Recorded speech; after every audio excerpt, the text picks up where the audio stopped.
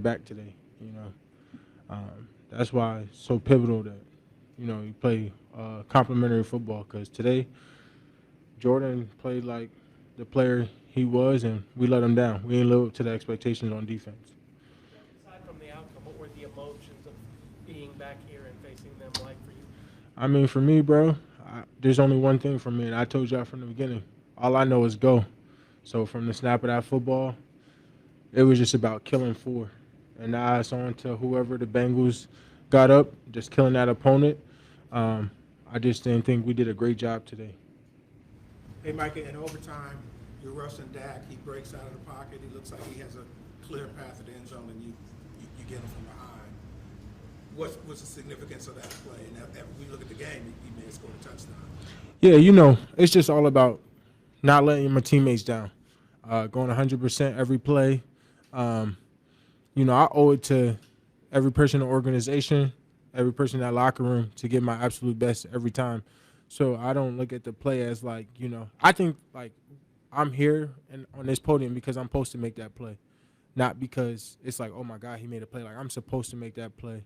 I'm supposed to help our defense. That's the reason why I was brought here. Like making plays is what I'm supposed to do. Taking it over games is what I'm supposed to do. I don't think that like I should be rewarded for that play. Like that's the reason why I'm here.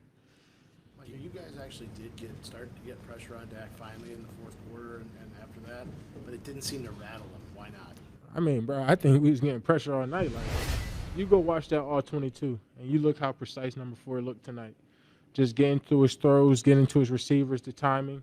I think he played a better game than we played defense. So, shout out to Dak. And I told him, I said, you go watch that film, and you lucky. If you wasn't on, it would have been a long day. It would have been a real long day for you. But he played a hell of a game, and I give him kudos for that. How do you think you played personally? I mean, I don't like to talk about myself. You just watch the film, and you let me know how I played. But like I said, I tried to give it all. I'm sorry. You knew this game was coming for the last couple of weeks. Was the emotional part of it harder than you thought or you anticipated to deal with? Honestly, I think all in all, the emotions for me being in Dallas went away the moment they traded me. I think, I even told DY, I said, understanding, the people that you're around. Like when Goody told me that he was trading for me, he said, let me call Kenny before it breaks.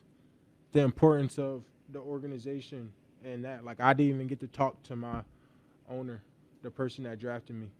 I found out through my agent. Like I just feel like so to me that emotion side was pointless because the same way he called me in his office as a man, he couldn't tell me as a man. So to me that emotion side was gone. It was more about a respect factor at this point.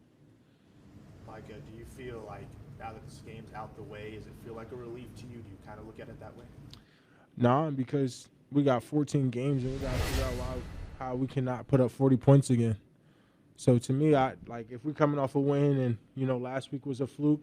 I just don't think we've been putting our best film out, and we just got to get better and fix the little things so that way when we get off this bye, we put a great performance at home.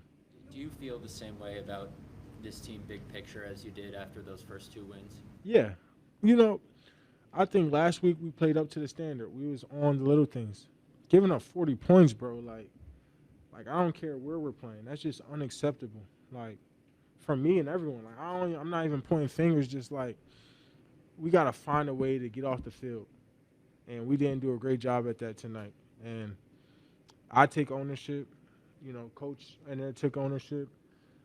But ownership is one thing, but doing something about it is another. So we gotta I say like tomorrow we like let's all watch this film as a team. Like let's break it down. Like let's talk about it. I think that's the tough conversations that we need to have all together.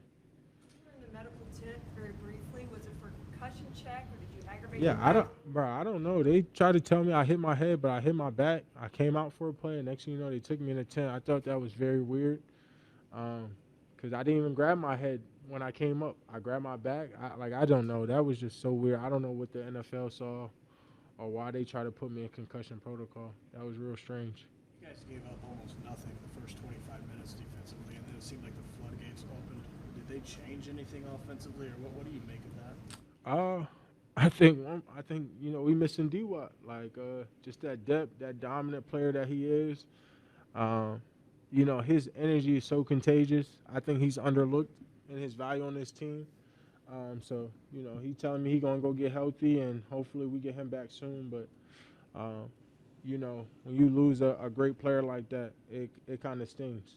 Hey, Micah, what was it like to actually play against the Cowboys, the guys that you practiced against? And was there a lot of conversation during the game? Nah, bro, I don't got no conversation.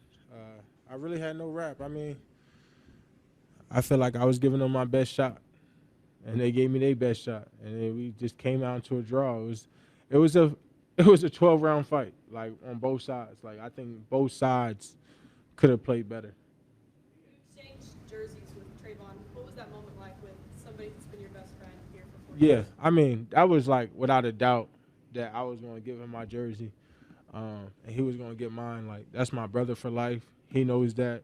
I love him beyond football. I love him for the person he is. So, we're forever locked in, and we're ever going to be inked together. 2-1 right now, going into the bye is not where I'm sure you would have expected after how the first 2 weeks went. You say you don't feel different about what this team is, but what do you think this team is going into the bye, and how do you get to that point and use this bye to get to that point for the remainder?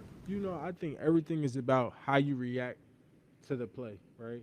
I think everything is about how you overcome the challenges and adversity. Now, two things can happen is we can go in that locker room, or we could go home, put our heads down, and we just blame each other and point the finger, or we can be men and we can say, this is where I'm coming from, this is where you're coming from, and how do we fix it? I think we got to be adults here, we got to be professionals, and we got to find a way to be positive. Take the good with the good, bad with the bad. That's just life. Like, there's always going to be bad times. We're in a rough patch right here, and we owe obligation to ourselves, and if we want to be that team, to hold that standard up to get there. Micah, Heffley said going into this game that he's still learning about you and, different ways that he can use you and what your strengths, weaknesses, things like that. Do you sort of feel like there's more he can do with you as the season goes on? Yeah, 100%. I think me personally, I feel like, like I told y'all before, outside of Myles Garrett, and even me and Myles is just a little bit different because I can play all 5 spots. I don't think there's anyone that can do what I do, and I mean that in the most humbly way possible. And I don't think those who I played for before, it's challenges, right? There's always going to be some things that you want to fix in a player, things like that.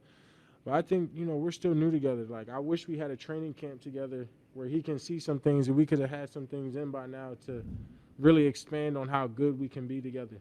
And then we're just sitting down talking for 10, 15 minutes together post game. And just like I said, bro, I want to meet with you one-on-one. That's the same thing I used to do with Zimmer, same thing I did with Dan Quinn. Just about like what he sees, what I see, how we can scheme up. I'll take my personal time out my way so that we can build that relationship together. But, it's something that I do want to hope throughout this bye week that we come back and